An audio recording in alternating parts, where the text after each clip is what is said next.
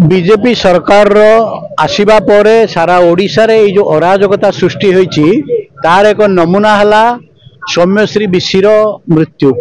गोटे झीओ से समस्त को अभियोग कला विधायक ठारू नहीं मंत्री पर्यंत, मंत्री ठारू नहीं प्रिंसिपाल पर्यंत, प्रिंसिपाल ठारू नहीं एसपी पर्यंत, मुख्यमंत्री पर्यंत समस्त को से गुहारी कला जे मते जड़े अध्यापक मो सहित खराब व्यवहार करुछंती आ मते बाटरे ओगाळिगिरी तांकर कहउछंती जे जदि तू कॉलेज को न आसु ताले मो संगे एडजस्टमेंट कर मु तते सबू तते साहाय्य करिवि। तेणु से ताको सेही जिंस को विरोध करी जेतले विरोध कला तार प्रतिफलन स्वरूप आज यही परिस्थिति सृष्टि हला। झीटी जिते असह्य हला यही सब जंत्रणा तार जो असह्य हला से बाध्य होई निज देहरे पेट्रोल ढाली होई प्रिंसिपाल ऑफिस आगे कॉलेज कैंपस भितर निज आत्म आहुति देला। कि मो आमर गोटे कहवा कथा जे से जिते बड़े से कॉलेज भीतर को गला प्रिंसिपाल पाख को गला से पेट्रोल केमिति नेला। कॉलेज रे व्यापक सिक्यूरिटी व्यवस्था अच्छी गेट रे सिक्यूरिटी अच्छे कि पेट्रोल से केमिति नेला। जो कथा तार सांग जड़े कहूची जे सी जिते प्रिंसिपाल ऑफिस रु बाहरिला सेते ता देहरे पेट्रोल ढला होता आउ से निया लगेकरी आत्माहुति देला। तेणु ए अनुमान जना पड़ुची जे गोटे साजिश होता ताको मारिबा पई। जदि बीजेपी दल आज सरकार रे अच्छी जड़े एबीवीपी कर्मी से बहुनटी जो एबीवीपी कर्मी ताकू सुरक्षा दे पारुनी साधारण लोक को कौन सुरक्षा दब।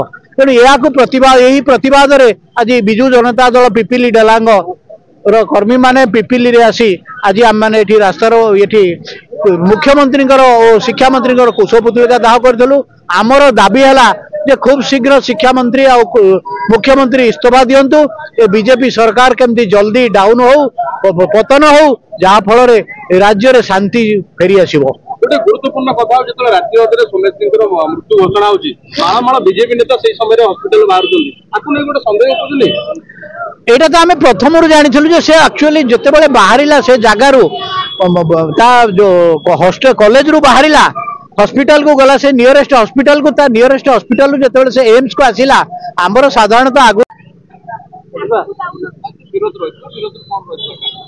विरोधर मुख्य अभिमुख्य है आमर बालेश्वर जी सौम्यश्री 3 दिन है जीवन बचापी जो संघर्ष चलता तार अंत घटला काली राति 11:45 तेणुक आमर ओडिशा झील सुरक्षित ना झील बहु मैंने कौन सुरक्षित ना ये जो अंध सरकार आसी एपर्यंत देखा जाऊनी जे ओडिशार महिला माने सुरक्षित अच्छा कि ना। बारंबार गण दुष्कर्म छोट नाबालक पिला माने जो भाई दुष्कर्म शिकार होती एवं आमर कॉलेज पिला गोटे पर गोटे आत्महत्या करछंती। एटा जो आम जानवा चाहूँ जे सौम्यश्री देहरे पेट्रोल निजे ढाली ना ता देहरे माने पेट्रोल ढला जाइए से गोटाकर कारण आम बुझा चाहूँ।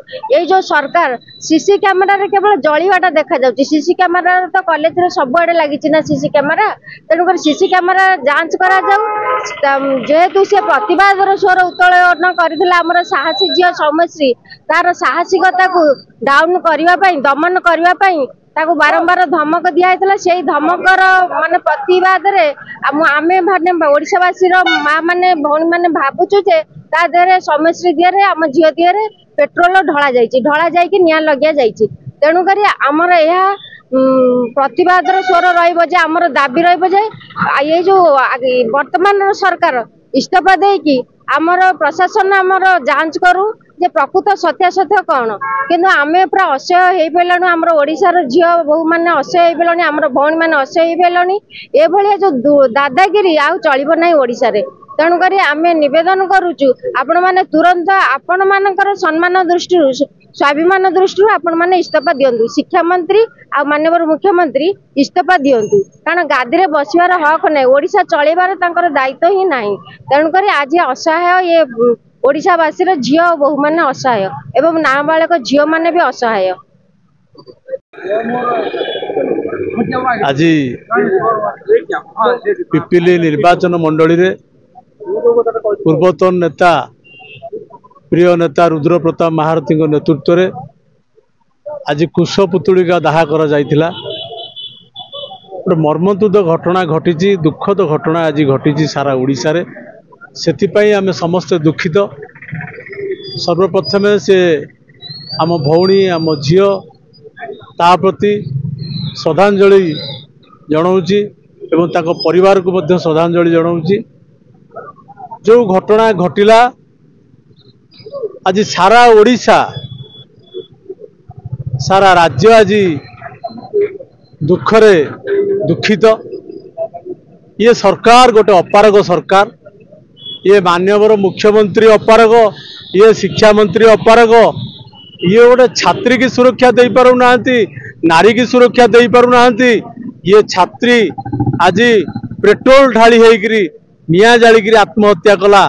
ये ताकू लुचेइकरी सी से दिन ठार मरी जाइछि, ताकू लुचेइले जो भली आदानी पई रथ अटकिला, राष्ट्रपति को पई सब मध्य अटकिला।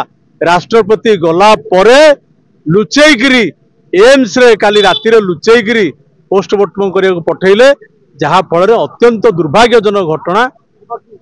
ये मुख्यमंत्री इस्तीफा दियंतु, ये शिक्षा मंत्री इस्तीफा दियंतु, याकर गोटाए मिनिट भी रहिबार अधिकार नहीं ये शासन भितरे।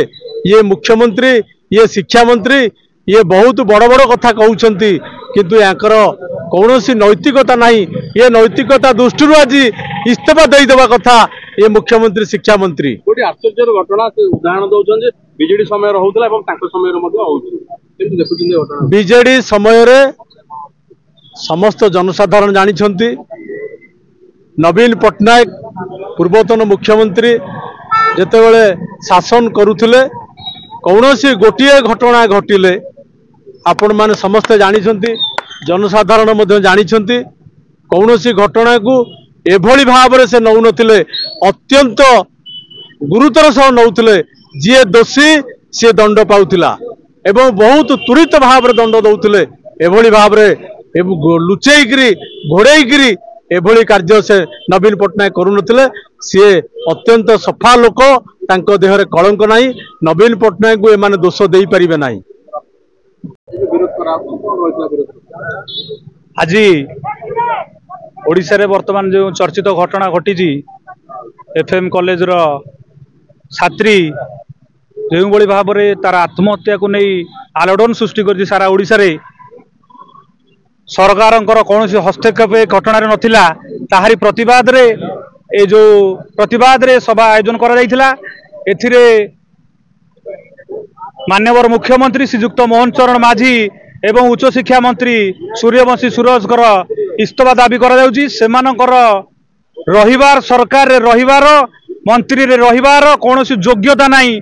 जो सरकार छात्री मानकर दायित्व नहीं पारुनी, जो सरकार छात्र मानकर दायित्व नहीं पारुनी, जो सरकार महिला मानकर दायित्व नहीं पारुनी, से भली सरकार रहिबार कौनसी नैतिकता अधिकार नहीं। तेणु आमर दाबी हेउची से माने तुरंत इस्तीफा दियंतु।